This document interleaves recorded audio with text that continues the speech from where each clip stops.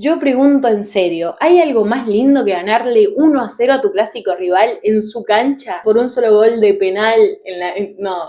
Qué lindo, placentero esta victoria. Tengo el corazón que me explota de felicidad, pero me tuve que tomar un segundo para sentarme y pensar bien qué iba a decir en este video, porque les soy sincera, el superclásico me deja en modo termo mal. Yo creo que este partido fue la confirmación de que este plantel tiene una personalidad distinta, porque fuimos a jugar una cancha difícil, teniendo en cuenta muchísimos factores, como por ejemplo lo que le cuesta a Boca jugar de visitante, pero ahora algo ha cambiado, porque ya no es tan así. Sacando el lado termo, es una cancha difícil, con un campo de juego que estaba complicado también, y en un momento de Boca que es difícil, porque sí, tenemos una valla invicta, tenemos partidos ganados de una manera muy linda, jugando bien, funcionando bien, pero igualmente todo está en la lupa del director técnico, todo está en la lupa de la dirigencia, todo está así, como bueno, a ver qué pasaba hoy. Así que creo que es una victoria importantísima por donde la mires, contra un River que se impuso, pero con un Boca que supo sufrir, que fue inteligente y se pudo quedar con los 3 puntos y llevarlos a casa. Creo que verdaderamente hoy hay mucho para hablar, pero les quiero pedir antes de empezar que se suscriban si todavía no se suscriben y dejen un me gusta si el algoritmo de YouTube me recomienda un poco más. Súper fácil, te suscribís y le das me gusta, es totalmente gratis. Arrancamos hablando desde la previa, como siempre les digo, muchos, y quiero saber si vos fuiste uno de ellos, pensaban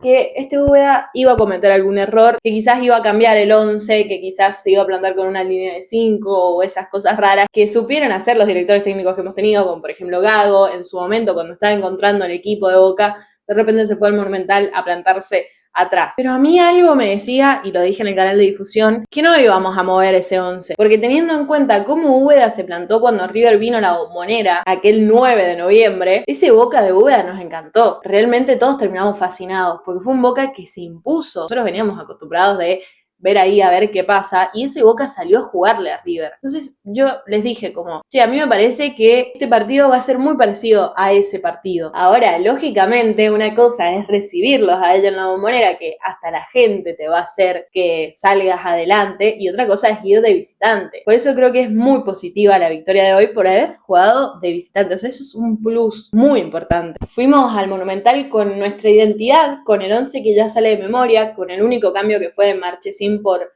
ahí por Marchesín, porque Marchesín se lesionó, si no, obviamente no lo hubiesen cambiado. Por ende, para mí, correcta decisión, porque el clásico hay que ganarlo como sea. Ahora sí, empezando desde el partido, un partido que en el primer tiempo fue bastante trabado. Quiero saber cómo lo vivieron ustedes, pero yo realmente con muchísimos nervios. ¿Por qué? Porque Boca no encontraba ese medio, no por mucho tiempo al menos. Estábamos acostumbrados de un medio campo de Boca que se cansaba de tocarla y tocarla y tocarla, y esta vez fue por menos tiempo. ¿Por qué? Porque River salía a presionar muy alto y eso hacía que entre Paredes y Delgado no pudieran recibirla, lo cual hacía que Aranda y Ascasíbar desaparecieran. ¿Por qué? Porque no encontraban ese pase limpio que suelen darles Paredes y Delgado. Era un Boca un poco sufrido, no tanto como para desesperarse, pero sí como para decir hay que tener mucha paciencia, porque encima yo creo que River se dio cuenta, lógicamente, que Weigand no estaba bastante fino y intentó todo por ahí, y ahí es donde se vio todo el error que tuvo Weigand durante todo el partido, porque sí, porque la única tarea que tenía River era intentar por ese lado. Pero lo que tiene este equipo, y ya lo he dicho un montón de veces y no me voy a cansar de decirlo, es que sabe transitar los momentos malos. No nos desesperamos, sabíamos que si logramos romper esa primera línea de ellos, la defensa de River estaba regalada. Y ahí es donde aparece el factor determinante de Boca, la jerarquía individual, una jerarquía que, con mucho respeto lo digo, sobresale en Boca a comparación del equipo de River. Sobresale, pero es que es increíble la diferencia en cuanto a jerarquía. De hecho, acá quiero detenerme porque leo un montón y hasta yo lo vi igual, no es que me hago la boluda, porque muchos decían que el partido estaba muy parejo, y sí, estaba parejo hasta que Leandro Paredes decidió aparecer y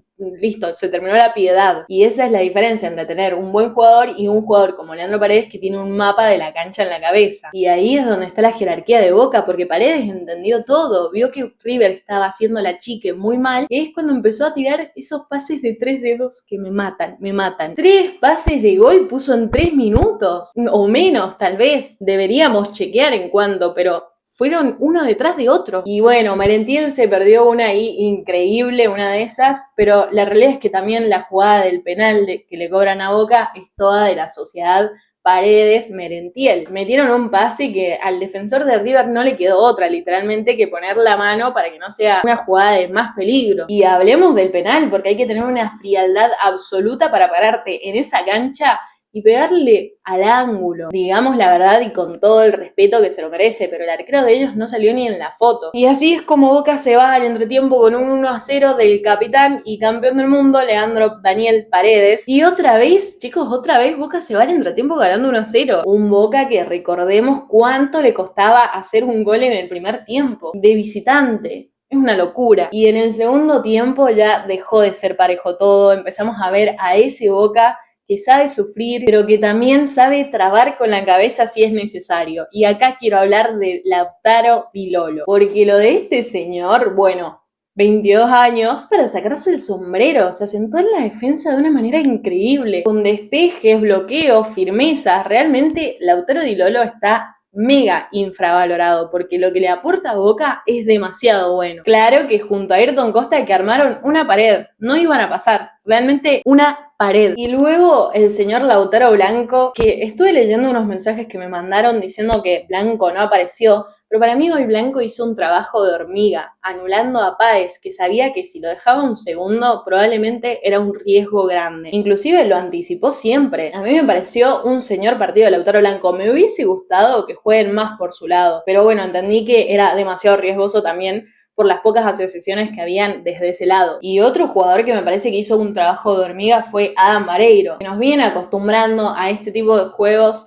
en donde él hace el juego sucio. Quizás no tuvo esa jugada clara de gol, pero bajó todo lo que se le anticipó. De hecho, no sé si escucharon a Merentiel en la semana, pero habló de Vareiro y de cómo él lo ve a Vareiro como acompañante y lo describe como un jugador que va al choque, que les facilita las cosas y hace que los demás jueguen. Y esa es la importancia de encontrar este doble 9, porque encontramos a un Adam Vareiro que fue clave con los duelos ganándolos arriba y abajo. Me encantaría saber qué opinan de Adam Vareiro del partido de hoy, específicamente no de él como jugador, del partido de hoy, por cómo se juega, teniendo en cuenta que es un ex jugador de River y todas las presiones que se le pudieron pasar por encima. A los 20 y pico del segundo tiempo salió Paredes por una molestia que ya confirmaron que no es nada, gracias a Dios, y Úbeda estuvo rápido, metió a Herrera y a Belmonte. Paréntesis para decir que en ese momento me quería morir. Es el verdadero, esto puede salir muy bien o puede salir muy mal. No me preocupaba Ander Herrera específicamente, me preocupaba más Belmonte, pero bueno, pudo mantenerse, así que bastante bien. Creo que nos encontramos con un River que intentaba tener la pelota y hacer las contras de las que ya sabíamos que iban a intentar hacer, pero Boca estuvo firme ahí y necesitaba literalmente estos cambios que hizo Úbeda para estar fuertes en esa contra. Creo que si bien River tuvo bastante la posesión, no supo qué hacer con la pelota, no supo qué hacer cuando la tenía. Podemos mencionar que Acuña era un poco el que generaba peligro en este River, pero Boca estaba tan ordenado que Bray no tuvo ni que atajar en el segundo tiempo. Si hablamos de los cambios, yo estaba un poco preocupada por ellos. Me preocupa a veces la entrada de un Jiménez, por ahí la salida de Merentiel, pero bueno, entendí que era por una posible molestia o no sé por qué tal vez salió, pero se notaba que no era porque él quería, sino porque lo pidió al cambio. Pues la salida de Paredes tal cual, también porque lo pidió. Entonces como que bueno, no había otra alternativa. La entrada de Ander Herrera, un espectáculo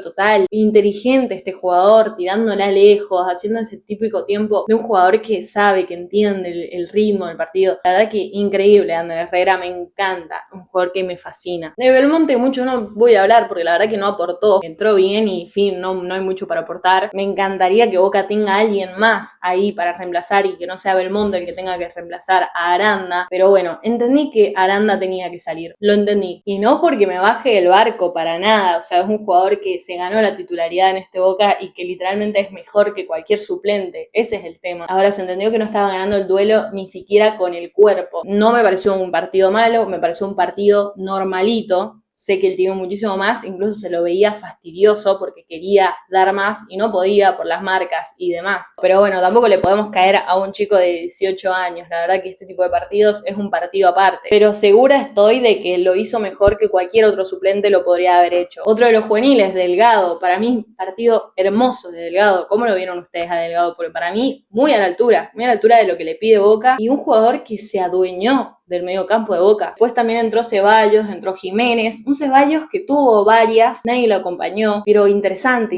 lo de Ceballos, porque vi que en los partidos anteriores, en las entradas de Ceballos, lo estuvieron juzgando mucho. Y creo que esta vez al menos molestó bastante a River y entró correcto, hay que decirlo. Para cerrar me quedo con el festejo jugando al truco. ¿Por qué me quedo con eso? Porque lo veo como una señal de unión, de que el vestuario está fuerte. Ganamos un clásico que nos deja arriba de todo, en lo anímico y también en los puntos, en la tabla. Es importantísimo haberle ganado a River hoy. Y quiero destacarlo, de verdad creo que ya lo dije, pero lo vuelvo a decir. Lo ganamos de una manera muy inteligente, porque no necesitamos ser protagonistas los 90 minutos para ganar el partido. Y eso es ser inteligentes, déjenmelo decir, porque literal es ser inteligente. Me voy a dormir feliz porque Boca puso las cosas en su lugar. El clásico hay que ganarlo y clásico es ganarle a River. Gracias por llegar hasta el final. Dejen en los comentarios quién fue la figura absoluta para ustedes. Yo supongo que van a decir Leandro Paredes, pero bueno, si quieren hagan un top 3, así es un poco más justo, porque no se la puede llevar siempre Paredes, chicos. Le demos la oportunidad a alguien más. Aguante Boca y como siempre les digo, nos vemos en los comentarios.